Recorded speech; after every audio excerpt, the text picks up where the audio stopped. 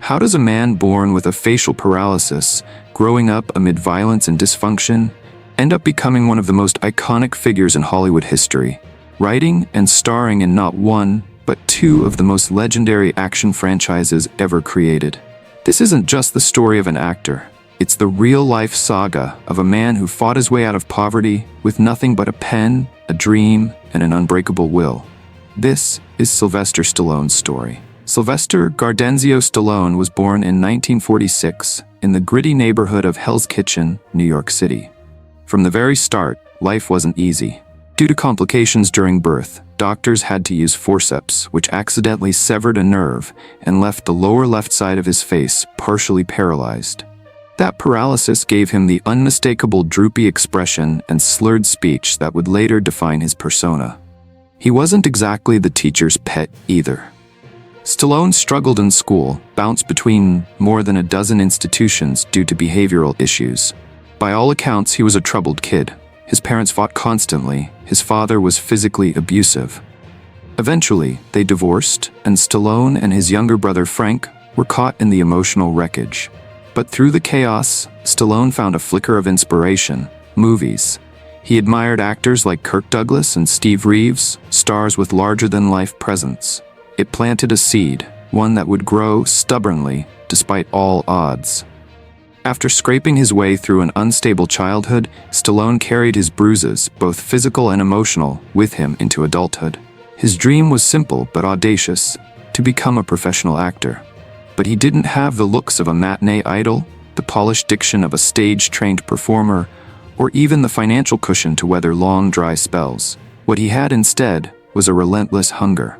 And sometimes, hunger is more powerful than charm. In the early 70s, Stallone moved to New York City, living in squalor while auditioning for anything and everything.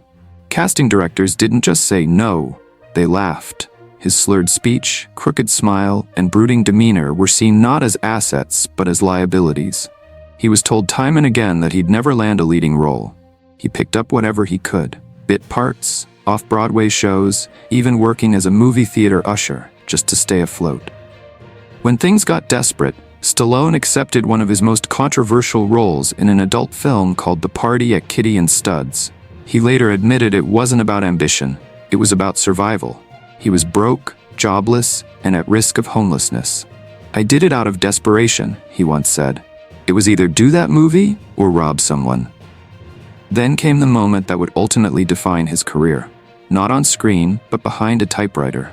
Inspired by watching Chuck Wepner, an unknown boxer, nearly go the distance against Muhammad Ali, Stallone found a story that echoed his own.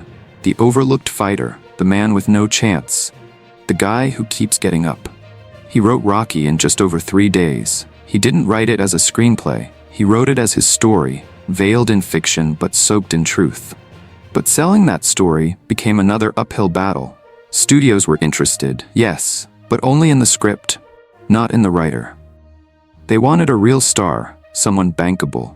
Stallone refused every offer unless he was cast in the lead role. The studios thought he was crazy.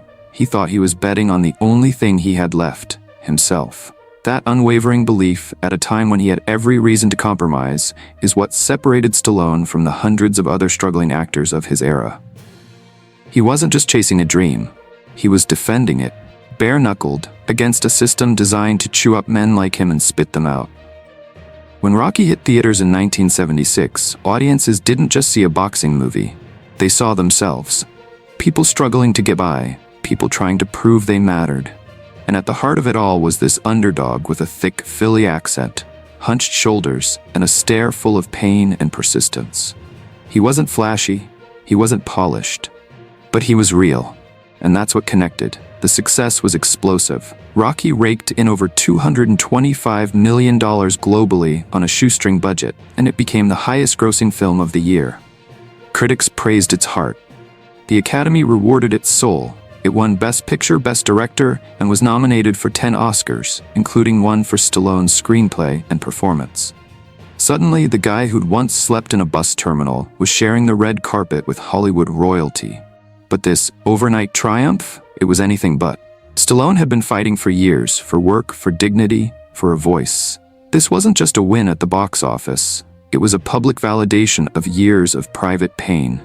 What looked like a Cinderella story to the outside world was in reality a war of attrition. Stallone wasn't handed anything. He wrote his own ticket, literally. And it wasn't just about recognition. Rocky unlocked a new archetype in cinema, the vulnerable tough guy. A fighter not defined by brute force, but by heart. Stallone suddenly had options. Studios came calling. Scripts piled up. He was no longer the guy with the slurred voice. He was the voice. But with success came new pressure. Hollywood doesn't just reward a hit, it demands a sequel. And fast. Stallone knew what was at stake. He doubled down, writing and directing Rocky II himself. Once again, audiences showed up in droves. The franchise became a juggernaut, spawning 8 films over 5 decades. And all of it, was born out of that one script he refused to sell, written by candlelight in a dingy apartment, fueled by desperation and dogged hope. But Stallone wasn't interested in being a one-hit wonder. The underdog had more fights in him, and his next creation would take the world by storm. By the mid to late 1990s, the unstoppable force that was Sylvester Stallone began to slow down. Not with a bang, but with a series of forgettable misfires that made even die-hard fans question if the fighter had finally run out of steam. Films like Judge Dredd, 1995, Daylight, 1996, and the widely panned Stop or My Mom Will Shoot, 1992, didn't just underperform. They became the punchlines in late-night monologues and tabloid headlines. The man who once dominated the screen with sheer intensity was now viewed as a relic of a bygone action era, struggling to adapt to a changing Hollywood landscape obsessed with fresh faces and CGI spectacle. Stallone wasn't unaware of his fading spotlight. He knew his usual formula: shirtless hero, explosive finale, one-liner glory, was no longer hitting the mark. The muscles were still there, the stare still intimidating, but the scripts weren't. And behind the scenes, the pressure to stay relevant was matched by a far more painful set of personal battles. Public divorces, tabloid-fueled scandals, and the emotional strain of trying to reconnect with a family legacy he'd never fully understood all began to take their toll. Perhaps the most devastating chapter came with his son, Sage Stallone. Sage had played his on-screen son in Rocky V, and their dynamic, strained yet affectionate, reflected the complexities of their real-life relationship. Sage was a talented filmmaker in his own right, but he struggled with health issues and lived largely outside the Hollywood bubble. In 2012, the unthinkable happened. Sage passed away at just 36 years old from heart disease.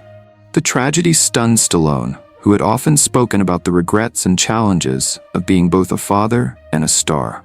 In interviews following Sage's death, Stallone was visibly shaken. There were no tough guy platitudes, no scripted sound bites, just raw grief. "It's very tough," he said. "It's a horrible situation, but time hopefully will heal, and you try to get through it." Behind the larger-than-life persona, there was a father mourning a son, something no box office number or comeback film could ever fix. Professionally and personally, this was Stallone's low point. But if there's one thing that defined his entire life, it was this: he never stayed down. In 2010, Stallone staged an epic comeback with The Expendables, an action-packed homage to the stars of the genre's golden age. The idea was simple: bring together the biggest action heroes of the 80s and 90s in one explosive film. Arnold Schwarzenegger, Jet Li, Jason Statham, Terry Crews, and yes, Bruce Willis. Willis and Stallone had known each other for years. They were peers, rivals, and, at one point, good friends. In the first 2 Expendables films, Willis played the mysterious CIA agent, Mr. Church. But by the third movie, something had gone seriously wrong. According to reports, Willis demanded $4 million for 4 days of work on The Expendables 3. Stallone thought it was outrageous and flat out said no. But he didn't stop there. On Twitter, Stallone publicly blasted Willis as greedy and lazy, not exactly subtle. The friendship collapsed. Hollywood insiders were stunned. 2 legends, now bitterly divided. They stopped working together. They stopped talking. And for a while, it seemed like there would never be reconciliation. But life has a way of forcing perspective.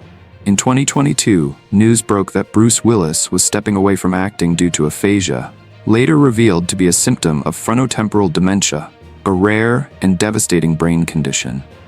The revelation sent shockwaves through the entertainment world. Stallone, hearing about his old friend's condition, didn't hesitate. Whatever tension existed dissolved. He reached out, offering his support and love. They weren't just two action stars anymore. They were two men. Aging, reflective, bonded by history. Some of it painful, most of it legendary. Stallone later said in an interview that the news really hurt him. "Bruce was like a brother," he said. "We had our issues, but nothing ever that deep. I wish him and his family peace." It was a full circle moment. Two titans of cinema, finding peace far from the lights and cameras. Today, Sylvester Stallone is in his late 70s, still working, still writing, still building. From Rocky to Rambo, from The Expendables to Tulsa King, Stallone has proven that resilience doesn't age. But his legacy isn't just about muscles and explosions. It's about perseverance, about fighting for your shot, about writing your own story, even when the world hands you a script you never asked for. Stallone didn't just play underdogs, he lived it.